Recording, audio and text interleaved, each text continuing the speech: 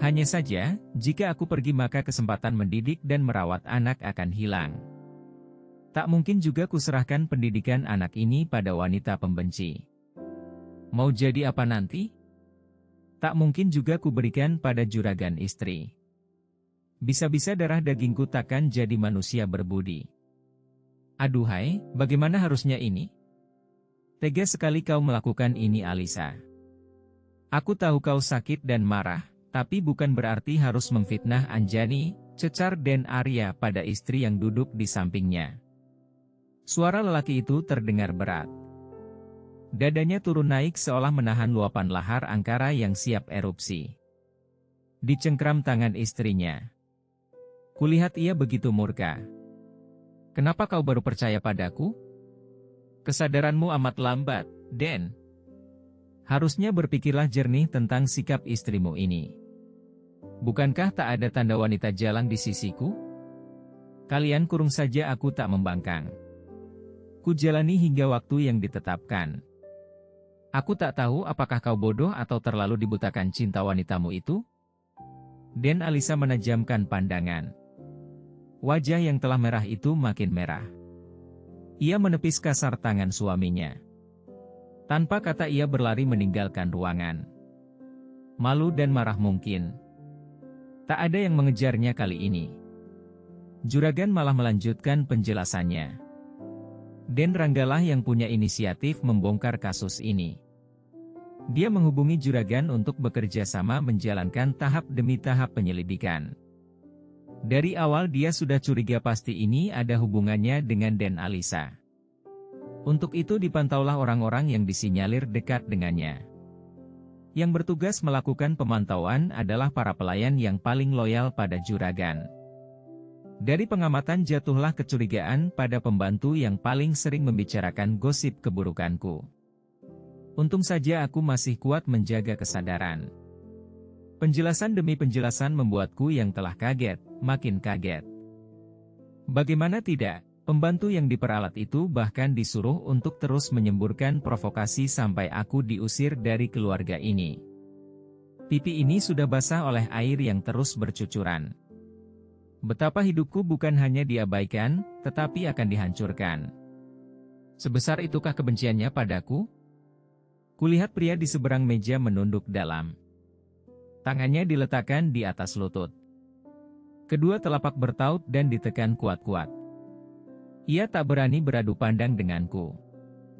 Kurasa ini adalah pukulan hebat untuknya. Istri yang dibela ternyata sanggup melakukan hal hina. Sementara istri yang dia sisihkan, sedang dibersihkan namanya. Kulirik satu lagi pria yang telah membakar amarah Den Arya. Lelaki itu menganggukkan kepala, lalu mengulas satu senyuman di bibirnya. Mungkin ia ingin menyampaikan selamat atas hari kebebasanku. Juragan besar mengalihkan pembicaraan pada hukuman pembantu licik itu dan Den Alisa. Wanita berusia sekitar 40 tahunan itu dipecat tanpa uang pesangon. Kasusnya tidak dibawa ke ranah hukum untuk menjaga nama baik keluarga. Untuk hukuman Den Alisa sendiri, Juragan Raka dan istrinya terlibat debat alot. Lelaki paruh baya itu ingin menantunya tak boleh keluar kamar selama sebulan. Sementara juragan istri menganggap itu terlalu berlebihan. Akhirnya diambil jalan tengah menantu mereka dikurung dalam kamar selama 2 pekan. Aku sendiri tak tahu apakah harus senang atau sedih atas hal ini, bagaimanapun juga hukuman itu tidak setimpal dengan kejahatan sang wanita. Terlebih, kemungkinan besar dia akan mengulangi keburukan selama kebencian itu tertancap di hati terdalam. Setelah forum selesai, aku bergegas meninggalkan ruangan. Ada kekhawatiran dikejar 2 lelaki itu. Bisa berabe lagi nanti jika Den Rangga mengikuti. Hal itu akan memantik kembali emosi Den Arya. Baiknya menghindari mereka dulu.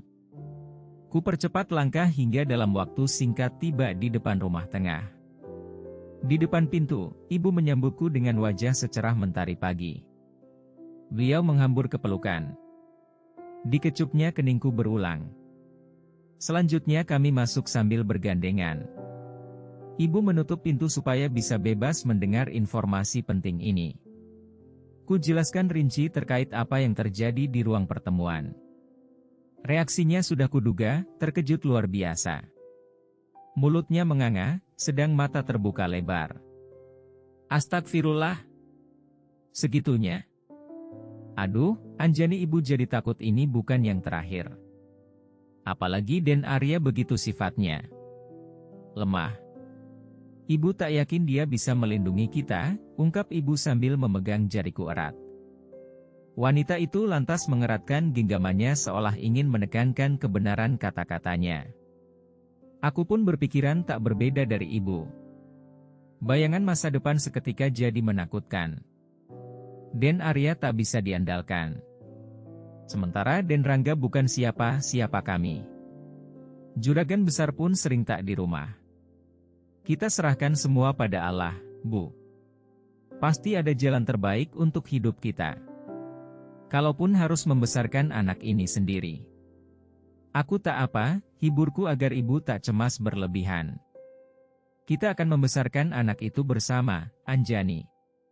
Takkan ada yang pergi, takkan ada yang kulepaskan. Aku dan ibu menoleh bersamaan ke arah pintu yang telah dibuka. Den Arya langsung menghampiri tanpa peduli reaksi kami. Ibu menepuk tanganku, lalu meninggalkan anaknya ini beserta sang suami. Lelaki itu duduk di sampingku. Badannya dirapatkan hingga tak ada jarak di antara kami. Matanya berusaha mengunci wajah ini hingga tak bisa berpaling lagi. Maaf, aku telah meragukanmu. Harusnya aku tak begitu. Anjani, kita mulai lagi dari awal. Aku, kau dan anak kita, rayunya tanpa rasa malu.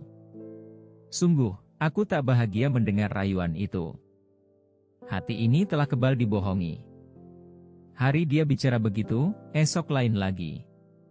Anjani, aku akan tebus kesalahan dengan melakukan apa yang kau inginkan. Kumohon maafkan suami brengsek ini, pintanya dengan suara makin mengiba. Dia mulai meneteskan air mata, sedang aku tak terenyuh sedikit pun. Luka akan ketidakpercayaan terkait hal paling penting itu masih tertoreh dalam. Apakah kalau Den Alisa sudah kembali, Den Arya akan bisa berlaku adil pada kami? Atau aku hanya pengisi kekosongan selama 2 pekan ini saja? Setelah itu dianggap tak ada, dibuang lagi, begitu? Wajah Den Arya terlihat sedikit terhentak. Mungkin kaget akan kata-kataku kali ini. Jika Den Arya tak bisa menjadikan saya selayaknya istri, baiknya lepaskan saja. Cukuplah apa yang Den Alisa lakukan hari ini jadi bukti betapa hidup kami ke depan akan dibayangi bahaya. Anjani, desisnya di tengah isakan. Detik berikutnya lelaki itu berlutut di hadapanku. Tangan ini diremas hingga jari-jarinya merapat. Setelah anak ini lahir, kita harus benar-benar berpisah. Aku akan pergi dari kehidupan kalian dengan syarat biarkan aku merawatnya hingga ia dewasa. Lelaki itu menarikku hingga jatuh ke pelukannya. Ia sudah tak sungkan lagi mengeluarkan tangisannya. Kami pun larut dalam derayan air mata.